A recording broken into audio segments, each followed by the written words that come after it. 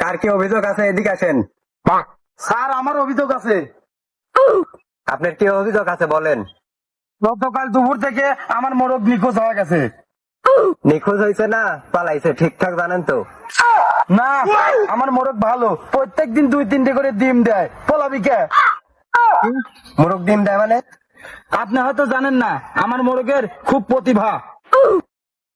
আচ্ছা ঠিক আছে, তাহলে বিবাদিক ডাক দেন। বিবাদী হাজির।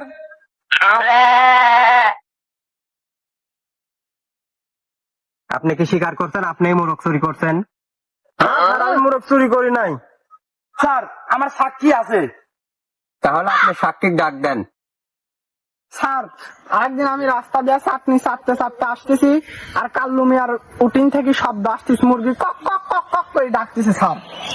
আর আমি যাহা বলিব সত্য বলিব, এসব কোনো কোথাইলে আমার একটা ছোট ভাই আছে, ওই কথাবার্তার করতে পার না কো, মোরগের মতো খালি কুকুক কুকুক কুকুক করে খালি।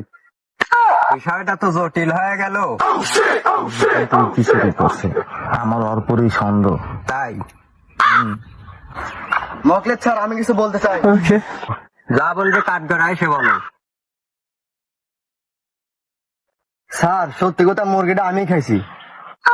আচ্ছা তুমি চুরি করতাও, কি জানি চুরি করতাও মানুষের মুরগি? আর কষ্টের কথা কি খাবো, প্রত্যেকদিন শুয়ে থাকি বইয়ের সাথে, সকাল হতে না হতেই মোরগ ডাক শুরু করে দেয়, এই জন্য রাগ করে খাই ফেলে দিছি।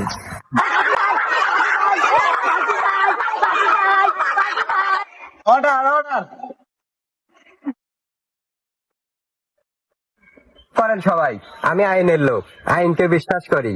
আইনকে খাওয়ানো মানেই বিচার হয়ে যাওয়া। সঠিক স্যার। আপনার শাস্তি হলো গ্রামের সবাইকে মুরগির মাংস রান্না করে খাওয়াতে হবে, আর আমার জন্য 2 পিস এক্সট্রা করে ডিম রাখবেন। স্যার আমি চুপ শালা, তুই আমার চাকরি করিস, দাও বেতন দিয়েই মিলা।